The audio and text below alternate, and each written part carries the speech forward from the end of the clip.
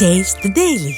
CBI கட்சியின் புதிய மாநில தலைவராக நெல்லை முபாரக் மீண்டும் தேர்வு செய்யப்பட்டுள்ளதற்கு அதிமுக பொதுச் செயலாளர் வாழ்த்து தெரிவித்துள்ளார். திருப்பூரில் இன்று நடைபெற்ற எஸ்டிபிஐ கட்சியின் மாநில பொதுக்குழுவில் அக்கட்சியின் புதிய மாநில தலைவராக நெல்லை முபாரக் மீண்டும் தேர்வு செய்யப்பட்டுள்ளார்.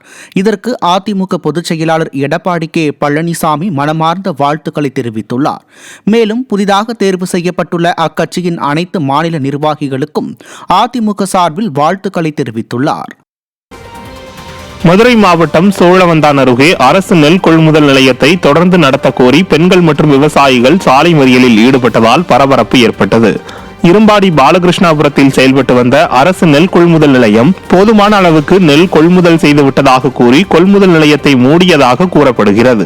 சுற்றுவட்டார பகுதிகளில் நெற்பயிர்கள் அறுவடைக்கு தயாராக இருந்த நிலையில் நெல் கொள்முதல் நிலையம் மூடப்பட்டதால் ஆத்திரமடைந்த விவசாயிகள் தங்கள் குடும்பங்களுடன் சாலை மறியலில் ஈடுபட்டனர். நானும் டெல்டாக்காரன் என்று தன்னை ஒரு விவசாயியாக கூறிய ஸ்டாலின் ஆட்சியில் விவசாயிகள் விரோத போக்கு தொடர்ந்து நடைபெற்று வருவதாக குற்றம் சாட்டினர். சென்னை கே நகர் வட்டார போக்குவரத்து அலுவலரின் நேர்முக உதவியாளர் ஆனந்தராமன் போலி சான்றிதழ் கொடுத்ததாக குற்றச்சாட்டு எழுந்துள்ளது. கடலூர் மாவட்டத்தைச் சேர்ந்த ராமச்சந்திரன் வேறொருவர் பயன்படுத்திய ஜேசிபி இயந்திரத்தை தனியார் வங்கியில் கடன் பெற்று வாங்கி தனது மனைவி பெயரில் மாற்ற சிதம்பரம் வட்டார போக்குவரத்து அலுவலகத்தை அணுகிய போது அந்த வாகனம் சென்னை கே நகரைச் சேர்ந்த ஒருவர் பெயரில் உள்ளது தெரியவந்துள்ளது.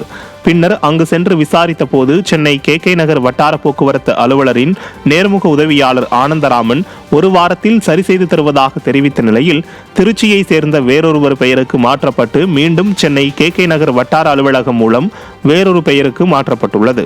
இத்தகைய முறைகேட்டால் 7 மாதம் அலைக்கழித்து வருவதாகவும் காவல்துறையில் அளித்த புகாரின் பேரில் ஸ்டாலின் அரசின் ஏவல் துறை நடவடிக்கை எடுக்கவில்லை என்றும் பாதிக்கப்பட்ட ராமச்சந்திரன் வேதனையுடன் தெரிவித்தார். ஸ்டாலின் ஆட்சியில் போக்குவரத்து துறையின் நிர்வாக சீர்கேட்டால் வட்டார போக்குவரத்து அலுவலகங்களில் பல்வேறு முறைகேடுகள் நடைபெறுவதாக வாகன ஓட்டிகள் குற்றம் சாட்டுகின்றனர். ஒரு கம்ப்ளைண்டாகவும் நான் கொடுக்கக்கூடாது. பேப்பர் என் பேரில் இல்லை, original owner Sudhakar PCM owner அவர் பேரில் அவரை வச்சு கொண்டு போய் எஸ்பி ஆஃபீஸில் ஒரு பெட்டிஷன் கொடுக்குறோம். இது வரைக்கும் அதுக்கு ஒரு விசாரணை கூட கூப்பிடல. நேற்று போய் பூச்சத்திரம் போலீஸ் ஸ்டேஷனில் போயிட்டு கேட்குறோம். கேட்டதுக்கு எங்கள் போலீஸில் தரப்பில் எதுவும் பண்ண முடியாது, நீங்கள் ஆர்டிஓ ஆஃபீஸ் தான் போய் பார்க்கணுங்கிறாங்க. ஆர்டிஓ ஆஃபீஸ் வந்தால் நீங்கள் அங்கே போங்கிறாங்க. நான் எங்கே போகிறது? இதுக்கு யார் தப்பு பண்ணுறா, யார் எங்கே நடக்குது, எங்கே தப்பு நடக்குதுன்னு கரெக்டாக இதை கன்சிடர் பண்ணி இவங்க தான் பண்ணணும், ஆர்டிஓவில் தான் பண்ணணும். எங்களுக்கு இதை ஹெல்ப்பை பண்ணுங்கள். இது எங்களால் முடிஞ்ச வரைக்கும் மோதிட்டு தான் ஃபைனலாக நாங்கள் மீடியாவை கூப்பிட்ருக்கோம்.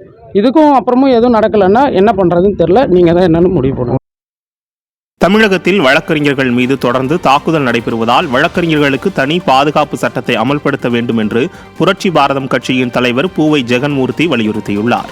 திருவள்ளூரில் செய்தியாளர்களிடம் பேசிய அவர், தமிழகத்தில் சட்டம் ஒழுங்கு சீர்கெட்டு போயிருப்பதால் 2026 சட்டமன்ற தேர்தலில் அதிமுக பொதுச் செயலாளர் எடப்பாடி கே பழனிசாமி தலைமையிலான கூட்டணி ஆட்சி அமையும் என உறுதிபட தெரிவித்தார்.